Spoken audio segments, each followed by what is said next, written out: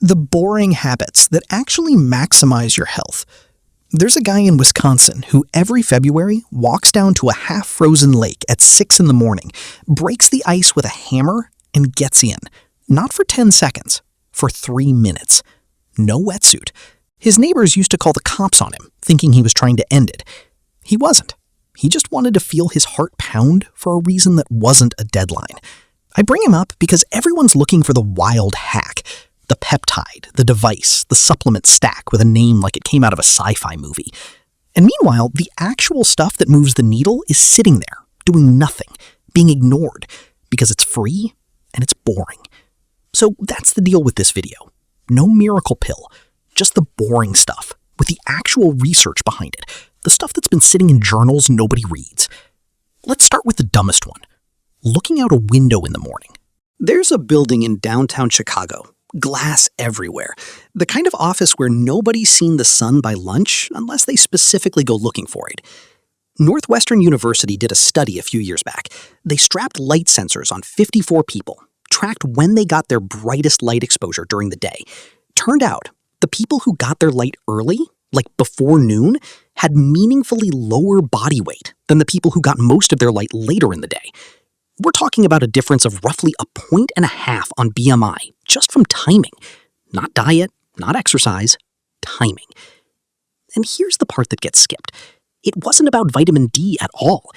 The lead researcher, Phyllis Z, basically said the mechanism is still being worked out, but morning light hits a cluster of neurons in your brain that's wired straight into the part that controls hunger and metabolism.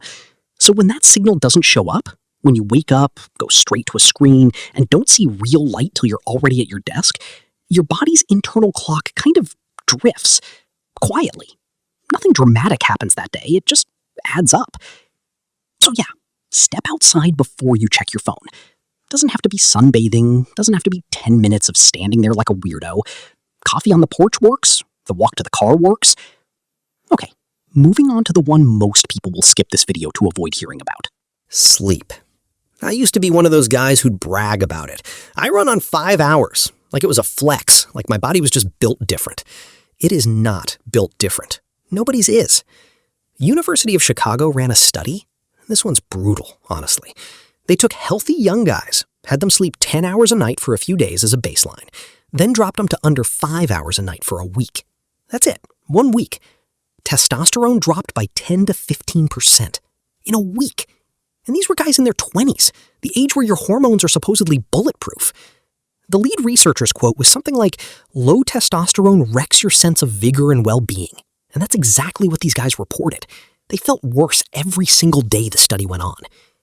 And it's wild because this isn't some fringe finding. Pilots deal with this same math.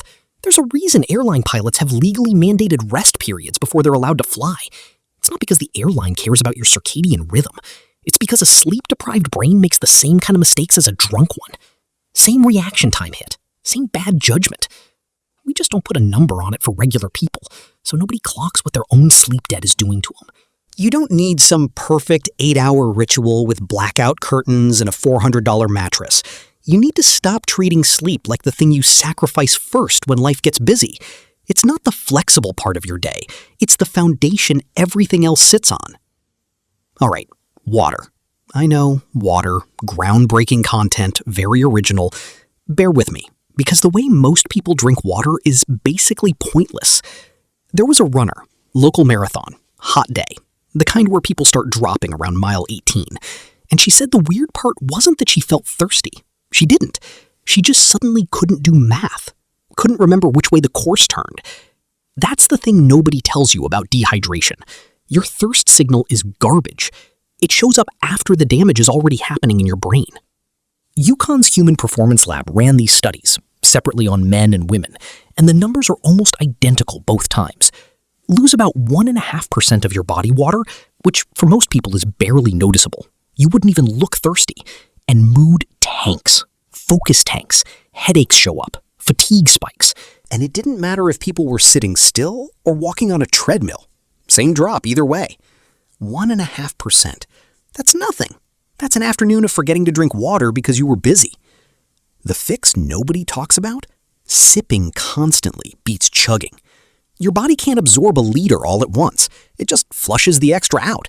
So you feel hydrated and you're not actually getting it where it needs to go. And a pinch of salt in your water in the morning isn't some biohacker gimmick. Sodium is literally what drags water into your cells. Plain filtered water with zero minerals in it just kind of passes through. So if you're someone who gets that 3 p.m. brain fog and blames it on being tired, there's a real chance it's just thirst your body forgot to mention.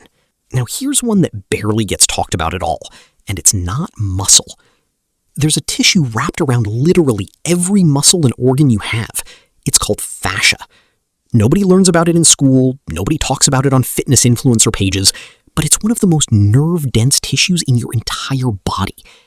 Ballet dancers actually train this without knowing the science behind it. That uncanny sense of exactly where their limbs are in space without looking, that's largely a fascia thing, not a muscle thing.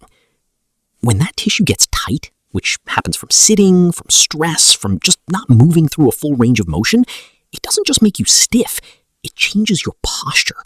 People who carry tension for years start to physically look different.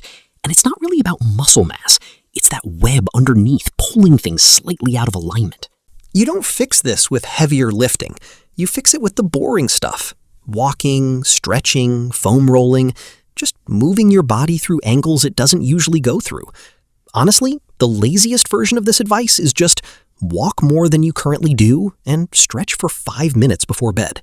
That alone undoes a lot. Last one, and it's the one people roll their eyes at until they actually read the data. Relationships, connection, whatever you want to call it. There's a meta-analysis, Holt-Lunstad 2010. This thing pulled together 148 separate studies, over 300,000 people total. And the finding was that people with strong social ties had a 50% higher chance of survival compared to people with weak or poor ones. 50%. The researchers themselves said the effect size was in the same range as quitting smoking, bigger than the effect of exercise, bigger than obesity. Nobody puts call your friend back on a health checklist next to eat more vegetables, but maybe it belongs there. The loneliness epidemic thing isn't just a vibe people talk about online. It's showing up in actual mortality data at a scale that's hard to argue with. So back to the guy on the lake. People assume he does it for some extreme reason. Discipline, ego, proving something. When you actually ask him, it's none of that. He says it's the only 15 minutes of his week where his brain goes completely quiet because cold water doesn't let you think about your inbox. That's it. That's the whole secret. None of what I just told you is exciting.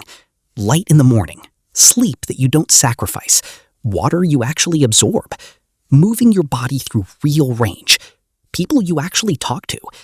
There's no pill for any of it, which is exactly why nobody's trying to sell it to you. If even 2 of these actually stick, you're already ahead of most people scrolling for the next miracle fix.